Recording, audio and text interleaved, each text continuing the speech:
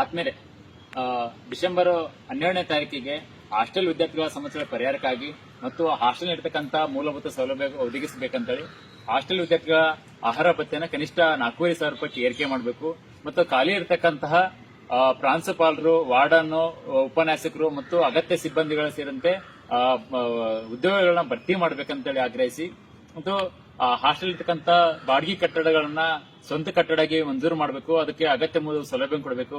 ಅರ್ಜಿ ಹಾಕಿದ ಪ್ರತಿಯೊಬ್ಬ ವಿದ್ಯಾರ್ಥಿಗಳು ಹಾಸ್ಟೆಲ್ ಸೌಲಭ್ಯ ಒದಗಿಸಬೇಕಂತೇಳಿ ಮತ್ತು ಒಟ್ಟಾರೆ ಹಾಸ್ಟೆಲ್ನ ವ್ಯವಸ್ಥೆ ಕುರಿತು ಚಳಿಗಾಲದ ಅಧಿವೇಶನದಲ್ಲಿ ಇವತ್ತಿನ ಕಾಂಗ್ರೆಸ್ ನೇತೃತ್ವದ ಸರ್ಕಾರ ಚರ್ಚೆ ಮಾಡಿ ಹಾಸ್ಟೆಲ್ ಸಮಸ್ಯೆಗಳ ಪರಿಹಾರಕ್ಕಾಗಿ ಒಂದು ವಿದ್ಯಾರ್ಥಿಗಳಿಗೆ ಅನುಕೂಲ ಮಾಡಬೇಕನ್ನೋ ಕಾರಣಕ್ಕೋಸ್ಕರ ಇವತ್ತು ಭಾರತ ವಿದ್ಯಾರ್ಥಿ ಫೆಡರೇಷನ್ SFI ಕರ್ನಾಟಕ ರಾಜ್ಯ ಸಮಿತಿ ಡಿಸೆಂಬರ್ 12ನೇ ತಾರೀಕಿಗೆ ಬೆಳಗಾವಿ ಚಲೋ ಕರೆ ಕೊಟ್ಟಿದೆ. ಆ ಬೆಳಗಾವಿ ಚಲೋದಲ್ಲಿ ಇವತ್ತು ಹಾಸ್ಟೆಲ್ ವಿದ್ಯಾರ್ಥಿಗಳು ಸಾವಿರಾರು ಸಂಖ್ಯೆಯಲ್ಲಿ ಬಂದು ವಿಧಾನಸೌಧ ಮುತ್ತಿಗೆ ಹಾಕ್ತೀವಿ. ಇವತ್ತು ತಾವೇನಾದ್ರೂ ಚಳಿಗಾಲ ಅಧಿವೇಶನದಲ್ಲಿ ಚರ್ಚೆ ಮಾಡಿ ಹಾಸ್ಟೆಲ್ ವಿದ್ಯಾರ್ಥಿಗಳ ಪ್ರತ್ಯೇಕವಾದ ಬಜೆಟ್ನ ಇಡೀ ಒಟ್ಟಾರೆ ಬಜೆಟ್ ಅಲ್ಲಿ 30% ಹಣ ಮೀಸಲಿಟ್ಟು ಅದರಲ್ಲಿ ವಿದ್ಯಾರ್ಥಿಗಳಿಗೆ ಹಾಸ್ಟೆಲ್ ಮಂಜೂರು ಮಾಡತಕ್ಕಂಥದ್ದು, ಹಾಸ್ಟೆಲ್ಗೆ ಆಹಾರ ಭತ್ಯೆ ಮತ್ತು ಮೂಲಭೂತ ಸೌಲಭ್ಯ ಕೊಟ್ಟದ್ದು ವಿಚಾರದಲ್ಲಿ ಚರ್ಚೆ ನಡೆಯಬೇಕು. ಒಂದು ವೇಳೆ ಚರ್ಚೆ ನಡೆಯಲ್ಲ ಅಂತ ಸಂದರ್ಭದಲ್ಲಿ ಡಿಸೆಂಬರ್ 12ನೇ ತಾರೀಕಿಗೆ ಸಾವಿರಾರು ಸಂಖ್ಯೆಯಲ್ಲಿ ಇವತ್ತು ಬೆಳಗಾವಿ ಜಿಲ್ಲೆಯಲ್ಲಿ ಪಾಲ್ಗೊಳ್ತಾರೆ. ಹಾಗಾಗಿ ಇವತ್ತು ವಿದ್ಯಾರ್ಥಿಗಳು ಇಡೀ